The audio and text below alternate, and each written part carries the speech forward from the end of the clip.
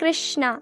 हम जब भी महाभारत पढ़ते हैं तब हमारे मन में एक प्रश्न आता है कि जब पांडव ने दुर्योधन और शकुनी के साथ पासा खेला तो कृष्ण ने पांडवों को क्यों नहीं बचाया। चलिए आज हम इसका उत्तर जानने का प्रयास करते हैं। भले ही उद्धव, जो कि कृष्ण के मित्र और सलाहकार थे, बचपन से ही कृष्ण को देखते रहे हैं, लेकिन उन्होंने कभी भी अपने लिए कुछ नहीं पूछा, कुछ नहीं मांगा। वह हमेशा कृष्ण की शिक्षा और कार्यों के बीच स्पष्ट अंतर के बारे में सोचते थे और उसके कारणों को समझना चाहते थे। उन्होंने कृष्ण से पूछा, भगवान, आपने हमें एक तरह से रहना सिखाया, लेकिन आप एक अलग तरीके से रहते थे। महाभारत के नाटक में आपने जो भूमिका निभाई, आपके कार्यों में मुझे बहुत सी बातें समझ में नहीं आई। मैं आपके कार्यों के कारणों को समझने के लिए उत्सुक हूँ। क्या आप मेरी जानने की इच्छा पूरी करेंगे? भगवान कृष्ण ने कहा, उद्धव, मैंने कुरुक्षेत्र के युद्ध के दौरान अर्जुन को जो दिया वह भागवत गीता था। आज आपके प्रति मेरी प्रतिक्रियाओं को उद्धव गीता के रूप में जाना जाएगा, इसलिए मैंने आपको यह मौका दिया है। कृपया बिना किसी हिचकिचाहट के पूछें। उद्धव पूछते हैं, कृष्ण, पहले मुझे बताओ कि सच्चा मित्र कौन है? भगवान कृष्ण कहते हैं, सच्चा मित्र वह होता है जो बिना बुलाए भी अपने ज़रूरतमंद मित्र की सहायता के लिए आगे आ जाता है। यह उत्तर उद्धव को थोड़ा और भ्रमित कर दिया, इसलिए वह आगे पूछते हैं, कृष्ण, आप पांडवों के प्रिय मित्र थे। उन्होंने आप पर पूरी तरह से सभी कठिनाइयों से रक्षक के रूप में भरोसा किया। कृष्ण, आप न केवल जानते हैं कि क्या हो रहा है, आप ये भी जानते हैं कि क्या होने वाला है। आप महान ज्ञानी हैं। अभी आपने एक सच्चे और घनिष्ठ मित्र की परिभाषा दी है, फिर आपने उस परिभाषा के अनुकूल कार्य क्यों नहीं किया? आपने धर्मराज युधिष्ठिर को क्यों नहीं बचाया ये पासा खेलने से? चलो ठीक है, आपने यह नहीं किया। आपने भाग्य को धर्मराज के पक्ष में क्यों नहीं मोड़ दिया, जिससे आपने धर्म की जीत सुनिश्चित की होती? आपने वह भी नहीं किया।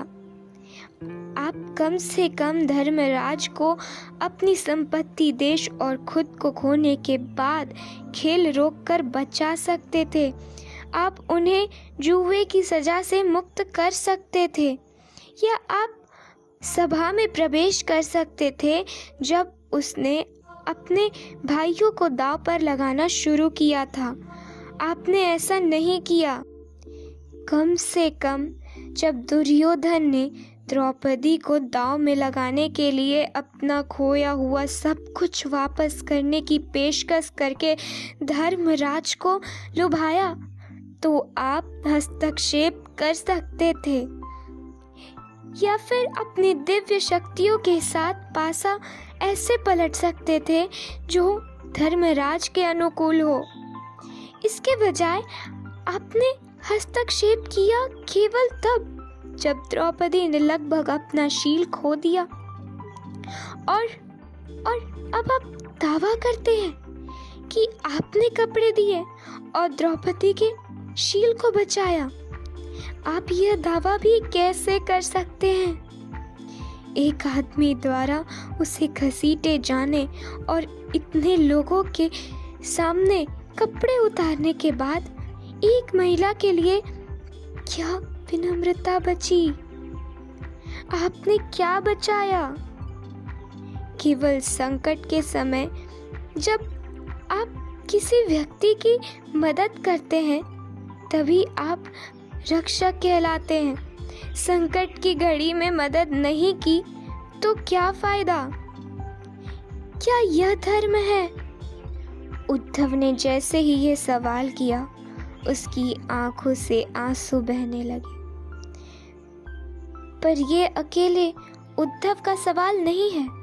महाभारत पढ़ने वाले हम सभी के मन में कभी ना कभी यह सवाल आता ही है, जिसे हमारी ओर से उद्धव ने पहले ही श्री कृष्ण से पूछ लिया। भगवान कृष्ण हंसे और बड़ी चतुराई से समझाते हैं, प्रिय उद्धव, इस संसार का नियम है, जिसके पास विवेक है वही जीतता है। दुर्योधन के पास जहाँ विवेक था वहीं धर्मराज से में इसका अभाव था, इसलिए धर्मराज हार गए। अब उद्धव और भ्रमित हो गए। भगवान कृष्ण आगे कहते हैं, जबकि दुर्योधन के पास जुआ खेलने के लिए बहुत सारा धन था, वह नहीं जानता था कि पासा का खेल कैसे खेला जाता है। यही कारण है कि उसने दांव पर लगाने समय अपने मामा शकुनी की मदद ली थी। धर्मराज भी ऐसा कर सकते थे, ऐसा सोच सकते थे और पेशकश कर सकते थे कि मैं उनका फुफेरा भाई उनकी ओर से खेलूंगा। यदि शकुनी और मैंने पासा खेला होता तो आपके विचार से कौन जीता होता? क्या वह उन नंबरों को रोल कर सकता था जो मैं लाना चाह रहा हूँ, और क्या मैं उन नंबरों को रोल करता जो वह लाना चाह रहे होंगे? खैर, इसे छोड़ो।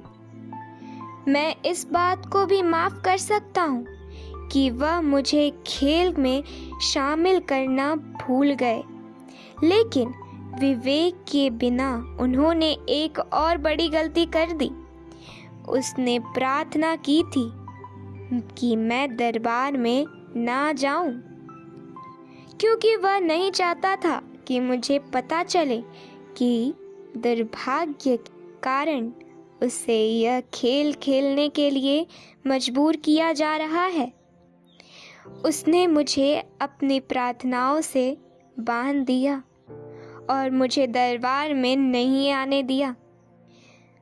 मैं दरबार के ठीक बाहर इंतज़ार कर रहा था कि कोई मुझे अपनी प्रार्थनाओं के माध्यम से बुलाएगा। जब भीम, अर्जुन, नकुल और सहदेव को हार गए, तब भी वे केवल दुर्योधन और अपने भाग्य को कोस रहे थे। वे मुझे बुलाना भूल गए। यहाँ तक कि द्रौपदी ने भी मुझे नहीं बुलाया। जब दुशासन ने उसके बाल पकड़ लिए और अपने भाई के आदेश को पूरा करने के लिए उसे भरी दरबार में घसीटता हुआ लाया। दरबार में आने के बाद वह अपनी क्षमताओं के आधार पर बहस भी कर रही थी, पर फिर भी मुझे बुलाया नहीं। अंत में अच्छी भावना प्रबल हुई। जब दुशासन ने उसका चीरहरण करना शुरू किया तो उसने अपनी ताकत के आधार पर हार मान ली और हरि हरि अभयम कृष्ण अभयम चिल्लाना शुरू कर दिया। तभी मुझे उनकी मर्यादा बचाने का मौका मिला। बुलाते ही मैं पहुंच गया। मैंने उनकी शालीनता बचाई। इस स्थिति में मेरी क्या गलती है? उद्धव कहते हैं, अद्भुत व्याख्या कान्हा। मैं प्रभावित हूँ, पर फिर भी मुझे थोड़ा सा भ्रम है। क्या मैं आपसे एक और सवाल पूछ सकता हूँ? कृष्ण उससे पूछने की अनुमति देते हैं। उद्धव प्रश्न करते हैं, क्या इसका मतलब यह है कि आप तभी आएंगे जब आपको बुलाया जाएगा? क्या आप संकट में पड़े लोगों की मदद करने, न्याय स्थापित करने के लिए खुद नहीं आएंगे? कृष्ण मुस्कुराते हैं और कहते हैं, उद्धव, इस जीवन में सभी का जीवन अपने अपने कर्म के आधार पर चलता है। मैं इसे नहीं चलाता, मैं इसमें दखल नहीं देता। मैं सिर्फ एक गवाह हूँ। मैं आपके करीब खड़ा हूँ और जो कुछ भी आप कर रहे हो उसे देख रहा हूँ। यही भगवान का धर्म है। उद्धव कहते हैं, वाह, बहुत खूब कृष्ण। उस दशा में आप हमारे निकट खड़ा रहेंगे और हमारे सभी बुरे कर्मों को देखते रहेंगे।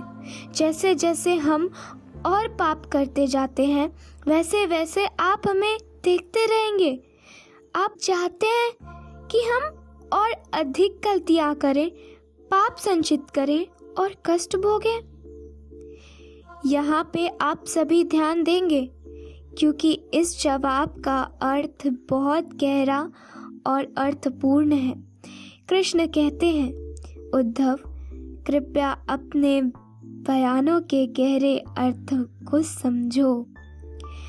जब आप समझते हैं और महसूस करते हैं कि मैं आपके बगल में गवाह के रूप में खड़ा हूँ, तो आप कुछ भी गलत या बुरा कैसे कर सकते हैं?